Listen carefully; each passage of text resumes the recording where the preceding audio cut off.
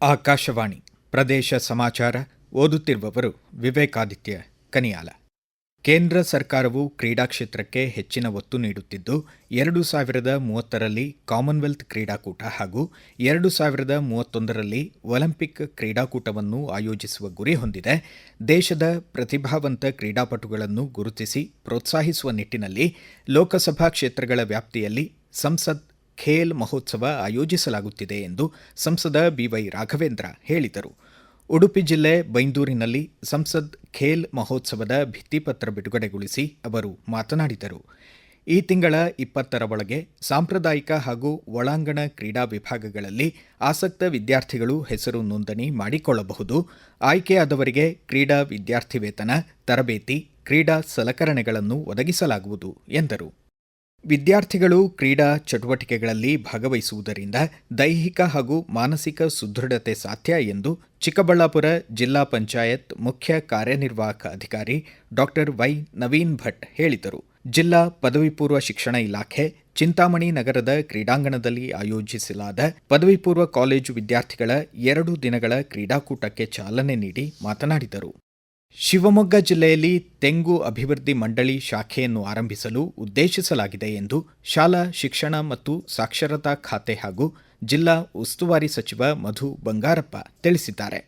ನಗರದಲ್ಲಿ ಸುದ್ದಿಗಾರರೊಂದಿಗೆ ಮಾತನಾಡಿದ ಅವರು, ಮಳೆಯಿಂದಾಗಿ ಹಾನಿಗೀಡಾದ ಬೆಳೆಗಳ ಬಗ್ಗೆ ಮಾಹಿತಿ ಕ್ರೋಢೀಕರಿಸಿ ವರದಿ ನೀಡುವಂತೆ ಸಂಬಂಧಪಟ್ಟ ಅಧಿಕಾರಿಗಳಿಗೆ ಸೂಚಿಸಲಾಗಿದೆ ಎಂದರು.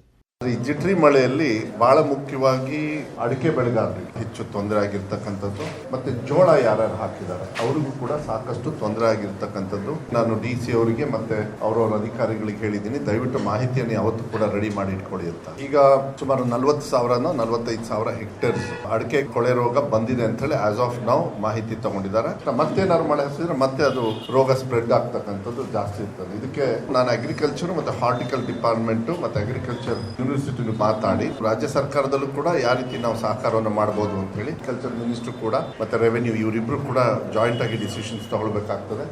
ಧಾರವಾಡ ಜಿಲ್ಲೆ ಕುಂದಗೋಳ ತಾಲೂಕಿನಲ್ಲಿ ಸತತ ಮಳೆ ಹಿನ್ನೆಲೆ ಹೆಸರು, ಉದ್ದು ಸೇರಿದಂತೆ ವಿವಿಧ ಬೆಳೆಗಳು ನಾಶವಾಗಿವೆ. ವಿಪತ್ತು ನಿರ್ವಹಣಾ ಪ್ರಾಧಿಕಾರದ ರಾಜ್ಯ ಮಟ್ಟದ ಅಧಿಕಾರಿಗಳ ತಂಡ ತಾಲೂಕಿನ ವಿವಿಧ ರೈತರ ಜಮೀನುಗಳಿಗೆ ತೆರಳಿ ಪರಿಶೀಲನೆ ನಡೆಸಿತು. ಅಧಿಕಾರಿ ಮಂಜುಳಮ್ಮ ನೇತೃತ್ವದ ತಂಡ ಕುಂದಗೋಳ, ಶಿರೂರು, ಬಸಾಪುರ, ಮುಳ್ಳೊಳ್ಳಿ ಸೇರಿದಂತೆ ವಿವಿಧ ಗ್ರಾಮಗಳಿಗೆ ತೆರಳಿ ರೈತರೊಂದಿಗೆ ಸಂವಾದ ನಡೆಸಿತು. ಬೀದರ್ ಜಿಲ್ಲೆ ಭಾಲ್ಕಿ ತಾಲೂಕಿನ ವಿವಿಧೆಡೆ ಮಳೆಯಿಂದಾಗಿ ಮನೆ ಹಾನಿಗೊಳಗಾದ 36 ಸಂತ್ರಸ್ತ ಕುಟುಂಬಗಳಿಗೆ ಜಿಲ್ಲಾ ಉಸ್ತುವಾರಿ ಸಚಿವರಾದ ಈಶ್ವರ್ ಖಂಡ್ರೆ ಅವರು ತಲಾ 30,000 ರೂಪಾಯಿಯಂತೆ ಒಟ್ಟು 11 ಲಕ್ಷ ರೂಪಾಯಿ ಪರಿಹಾರದ ಆದೇಶ ಪತ್ರಗಳನ್ನು ವಿತರಿಸಿದರು. ಈ ಬಗ್ಗೆ ಸಾಮಾಜಿಕ ಜಾಲತಾಣದಲ್ಲಿ ಮಾಹಿತಿ ಹಂಚಿಕೊಂಡಿರುವ ಅವರು, ಭಾಲ್ಕಿ ಸೇರಿದಂತೆ ಜಿಲ್ಲೆಯಲ್ಲಿ ಅತಿವೃಷ್ಟಿಯಿಂದ ಹಾನಿಗೀಡಾದವರಿಗೆ ತ್ವರಿತವಾಗಿ ಪರಿಹಾರ ವಿತರಣೆ ನಡೆಸುವಂತೆ ಅಧಿಕಾರಿಗಳಿಗೆ ಸೂಚಿಸಲಾಗಿದೆ ಎಂದರು. ಕೊಡಗು ಜಿಲ್ಲೆಯಾದ್ಯಂತ ಇಂದು ಕೈಲ್ ಮುಹೂರ್ತ ಹಬ್ಬವನ್ನು ಸಂಭ್ರಮದೊಂದಿಗೆ ಆಚರಿಸಲಾಗುತ್ತಿದೆ. ರೈತಾಪಿ ವರ್ಗ ಕೃಷಿ ಕಾರ್ಯ ಮುಕ್ತಾಯಗೊಂಡ ಸಂಕೇತವಾಗಿ ಕೃಷಿ ಬಳಕೆಯ ಉಪಕರಣಗಳನ್ನು ಶುಚಿಗೊಳಿಸಿ ಸಾಂಪ್ರದಾಯಿಕ ಪೂಜೆ ಸಲ್ಲಿಸುವುದು ವಾಡಿಕೆಯಾಗಿದೆ.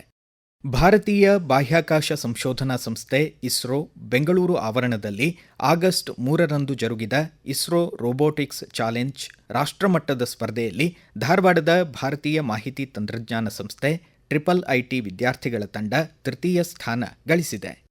ಕಲಬುರಗಿ ಜಿಲ್ಲೆಯಲ್ಲಿ ಅಂಧ ವಿದ್ಯಾರ್ಥಿಗಳ ಶಿಕ್ಷಣಕ್ಕೆ ಪೂರಕವಾಗುವಂತೆ ಉಚಿತ laptop, Braille kit, mobile, calculator ಸೇರಿದಂತೆ ಅಂಧ ವಿದ್ಯಾರ್ಥಿಗಳ ಉನ್ನತ ಶಿಕ್ಷಣಕ್ಕೆ ಅಗತ್ಯವಿರುವ ಪರಿಕರಗಳನ್ನು ವಿತರಿಸಲಾಗುತ್ತಿದೆ ಎಂದು ಗ್ರಾಮೀಣಾಭಿವೃದ್ಧಿ ಮತ್ತು ಪಂಚಾಯತ್ ರಾಜ್ ಹಾಗೂ ಜಿಲ್ಲಾ ಉಸ್ತುವಾರಿ ಖಾತೆ ಸಚಿವ ಪ್ರಿಯಾಂಕ್ ಖರ್ಗೆ ಅವರು ತಮ್ಮ ಎಕ್ಸ್ ಖಾತೆಯಲ್ಲಿ ತಿಳಿಸಿದ್ದಾರೆ.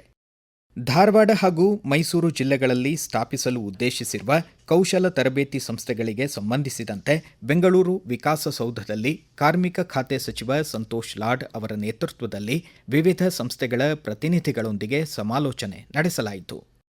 ಕೇಂದ್ರ ಹಣಕಾಸು ಸೇವೆಗಳ ಇಲಾಖೆ ವತಿಯಿಂದ ಹಣಕಾಸು ಸೇರ್ಪಡೆ ಪರಿಪೂರ್ಣತೆ ಅಭಿಯಾನದ ಅಂಗವಾಗಿ ಬೆಂಗಳೂರು ದಕ್ಷಿಣ ಜಿಲ್ಲೆ ಹಂಚಿಕುಪ್ಪೆ ಗ್ರಾಮ ಪಂಚಾಯಿತಿಯಲ್ಲಿ ಜನಸುರಕ್ಷಾ ಶಿಬಿರ ಆಯೋಜಿಸಿ ಕೇಂದ್ರ ಪುರಸ್ಕೃತ ಯೋಜನೆಗಳಡಿ ನೋಂದಣಿ ಮಾಡಲಾಯಿತು.